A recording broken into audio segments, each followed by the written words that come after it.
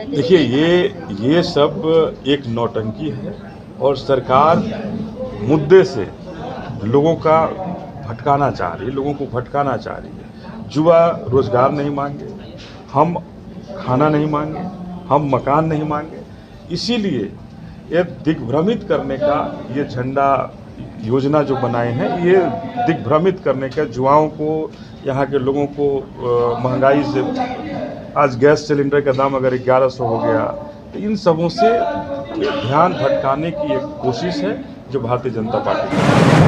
देखिए आज ही हमने देखा कि नीतीश कुमार जी उस पर बोल रहे थे। माननीय मुख्यमंत्री नीतीश कुमार जी ने अपना बयान दिया कि 10 लाख नहीं 20 लाख देंगे। बड़ा आश्चर्य हुआ, अच्छा भी लगा, सुखद अनुभव भी था।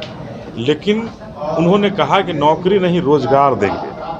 तो नौकरी और रोजगार में फर्क होता है। देखिए जदयू के मंत्री पर सवाल उठाना, आज भी अगर भ्रष्टाचार का कोई मुद्दा होगा, निश्चित रूप से आवाज़ होगी और निश्चित रूप से हम सवाल खड़ा करेंगे।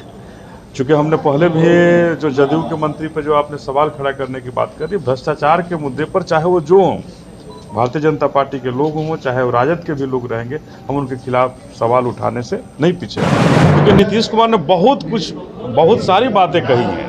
उन्होंने कहा था कि दलितों की हत्या होगी तो हम उनके परिवार को भी रोजगार देंगे, लेकिन आज तक एक परिवार, बहुत सारे सैकड़ों दलितों की हत्या हुई, लेकिन किसी एक परिवार को नौकरी नहीं मिली।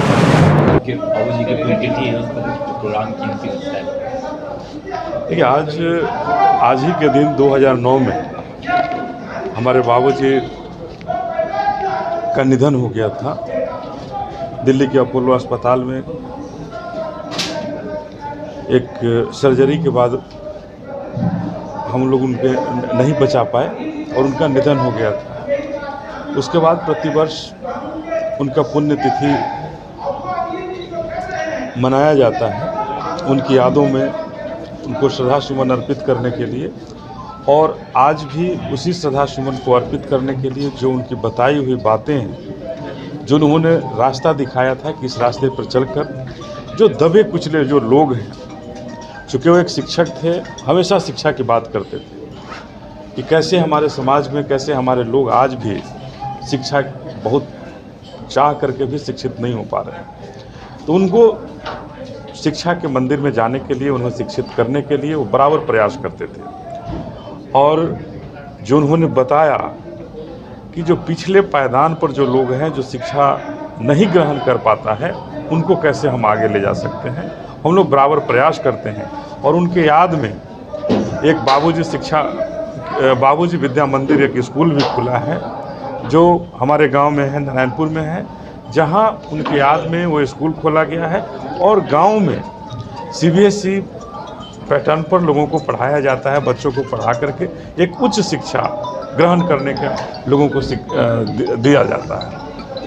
बाबूजी के नाम पर जो अपने स्कूल खोला अपने फैक्ट्री को नारायणपुर में, उसकी क्या नहीं है चीज़ें? देखिए उसमें एक तो है कि गांव के अंदर CBSE पैटर्न में स्कूल है, जो बहुत ही कम फीस पर वो स्कूल का संचालन हो रहा है, और जिसमें लगभग आधे बच्चे, जो भी ये है, आधे बच्चे फ्री ऑफ कॉस्ट पढ़ते हैं। उनका सारा व्यवस्था स्कूल के संचालन के द्वारा होता है।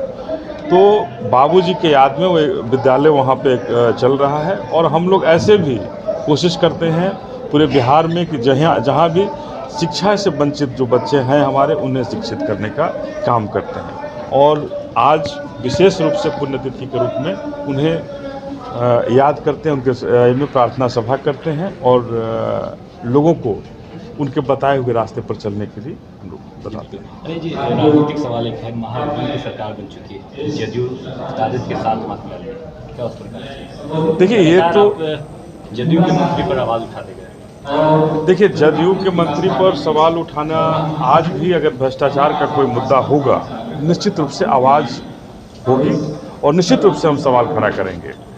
चूँकि हमने पहले भी जो जदयू के मंत्री पर जो आपने सवाल खड़ा करने की बात करी, भ्रष्टाचार के मुद्दे पर चाहे वो जो हों, भारतीय जनता पार्टी के लोग हों चाहे वो राजद के भी लोग रहेंगे, हम उनके खिलाफ सवाल उठाने से नहीं पीछे हटेंगे। सवाल उठाएंगे और निश्चित रूप से जनता के हक में, जनता के लिए सवाल खड़ा उठाना हमारा फर्ज है। और अगर कहीं चोरी हो रही है, कहीं भ्रष्टाचार हो रहा है, उसे उजागर कर उसको रोकना भी हमारा उतना ही बड़ा दायित्व है। सर, एक सवाल है कि आज ही के दिन आपके पिताजी का निधन हुआ था और दूसरी ओर अगर हम बात करें तो आज एक बहुत ही बड़ा दिन है हमारे देश के लिए। इस दिन में उनका मतलब मृत्यु हुआ तो उनके पुण्यतिथि को आप इस दिन मतलब एक तरफ स्वतंत्रता दिवस लोग मनाते हैं और दूसरी तरफ आप पुण्यतिथि मनाते हैं, कैसा मतलब क्या कहेंगे इस पर सर? देखिए, इसमें भगवान का जो नीति है उसको बदला नहीं जा सकता। हमारा देश आज आज़ाद हुआ था, निश्चित रूप से झंडा हमने भी फहराया है और एक मन में खुशी तो जरूर होती है, लेकिन जैसे ही हमें वो दिन जब हमारे बाबूजी ही पहले हमारे झंडा फहराते थे, सब जगह हमारे जगह झंडा फहराते थे, तो एक खुशी मिलती थी उनके साथ में रह करके हम देखते थे। लेकिन उसी दिन कौन जानता था कि मौत के गाल उन्हें खींच ले जाएगी। तो आज ही के दिन जब उनकी निधन हुई, वही 11 साढ़े 11 बजे उनकी निधन हुई थी, तब से लेकर आज तक झंडा फहराते हुए भी उन्हें हमेशा याद करते रहते हैं और मन तो व्याकुल होता ही और मन दुखी होता है इस झंडोत्तोलन के बाद। सर, आपके पिताजी नेक काम करते थे और क्या आपने उनसे क्या क्या सीखा है सर? देखिए, हमने लगातार जो बाबूजी की जो बताए हुए रास्ते हैं, जो बातें हैं, वो हमारे कान में गूंजता है कि कैसे जो शोषित दलित वंचित हैं, जो पीछे पायदान पर जो लोग हैं, उन्हें केवल शिक्षा ही नहीं, उन्हें हर दृष्टि से परिपूर्ण किया जाए जिससे वो मुख्य धारा में शामिल हो सके। अभी आरजेडी का सरकार आए थे, तस्वीर जी ने बोला है कि 10 लाख नौकरियां हम बिहार में देंगे, अगर उसमें पैसा नहीं पूरा था अधिकारी का पैसा काट कर, लेकिन हम नौकरियां देंगे। देखिए, आज ही हमने देखा कि नीतीश कुमार जी उस पर बोल रहे थे। माननीय मुख्यमंत्री नीतीश कुमार जी ने अपना बयान दिया कि 10 लाख नहीं 20 लाख देंगे। बड़ा आश्चर्य हुआ, अच्छा भी लगा, सुखद अनुभव भी था। लेकिन उन्होंने कहा कि नौकरी नहीं रोजगार देंगे। तो नौकरी और रोजगार में फ़र्क होता है। तो ये फ़र्क, अब किसी ने कहा था कि चाय बेचना और ये बेचना, पकौड़ा बेचना भी रोजगार है। तो अगर ऐसा रोजगार दे करके हम बिहारियों का अपमान करना चाहेंगे तो मैं निश्चित रूप से इसका विरोध करूंगा। लेकिन आज चूँकि आज ही उन्होंने घोषणा की है तो कुछ भी कहना जल्दबाजी होगा। वो अगर रोजगार देते हैं तो निश्चित रूप से एक बिहार के लिए सुखद अनुभव होगा, जिसकी संभावना बहुत कम है। चूँकि नीतीश कुमार ने बहुत सारी बातें कही हैं। उन्होंने कहा था कि दलितों की हत्या होगी तो हम उनके परिवार को भी रोजगार देंगे, लेकिन आज तक एक परिवार, बहुत सारे सैकड़ों दलितों की हत्या हुई लेकिन किसी एक परिवार को नौकरी नहीं मिल पाई। तो ये कथनी और करनी में माननीय मुख्यमंत्री नीतीश कुमार जी के बहुत फर्क है।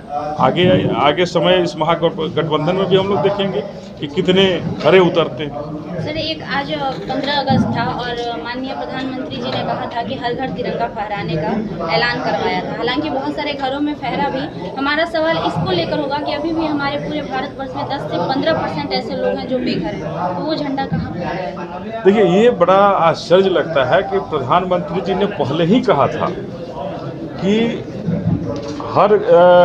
आज से 4 साल पहले उन्होंने कहा था कि 2022 में कोई बिना घर का नहीं होगा, लेकिन आज भी 15% से ज़्यादा लोग बिना घर के हैं। और आश्चर्य होता है जब इस सरकार के मंत्री ही केंद्र में जब लोकसभा के अंदर कहता है कि 80 करोड़ लोगों को मैंने दोनों टाइम अनाज खिलाया। तो ये दोनों टाइम अनाज खिलाने की ज़रूरत पड़ी है, इसका मतलब उन्हें घर नहीं है, उनके पास घर नहीं है। तो घर नहीं है तो तिरंगा कहाँ फहराएंगे? तिरंगा हमारे दिल में होना चाहिए, तिरंगा हमारे खून में होना चाहिए। तिरंगा किसी घर की वास नहीं है, किसी घर की वस्तु नहीं है। तिरंगा हर भारतीय के दिल में होना चाहिए, हर भारतीय के खून में होना चाहिए। और वही हमारे भारत माँ के जो वीर सपूत हैं, जो आज़ादी के लिए कुर्बान हो गए, वो उन्हें सच्ची श्रद्धांजलि वही है, सही श्रद्धांजलि उन्हें वही। एक और सवाल करना चाहेंगे, आज जब जिस प्रकार से रैली निकली थी तिरंगा फहराने की, उस दरमियान ये बहुत बार देखा गया कि जितने भी लोग सड़क पर तिरंगा का रैली लेकर निकल रहे थे, कानून की धज्जियां उड़ा रहे थे, कोई बिना हेलमेट के जा रहे थे, कोई ट्रिपल लोडिंग जा रहे थे। देखिए, ये सब एक नौटंकी है और सरकार मुद्दे से लोगों का भटकाना चाह रही है, लोगों को भटकाना चाह रही है। युवा रोजगार नहीं मांगे, हम खाना नहीं मांगे, हम मकान नहीं मांगे, इसीलिए ये दिग्भ्रमित करने का ये झंडा योजना जो बनाए हैं, ये दिग्भ्रमित करने का, युवाओं को, यहाँ के लोगों को महंगाई से आज गैस सिलेंडर का दाम अगर 1100 हो गया, तो इन सबों से ध्यान भटकाने की एक कोशिश है जो भारतीय जनता पार्टी की। आज के दिन में युवाओं को क्या संदेश देना चाहिए? हम यही कहना चाहेंगे कि जो सरकार हमारी बात नहीं सुने उसे उखाड़ फेंकनी चाहिए।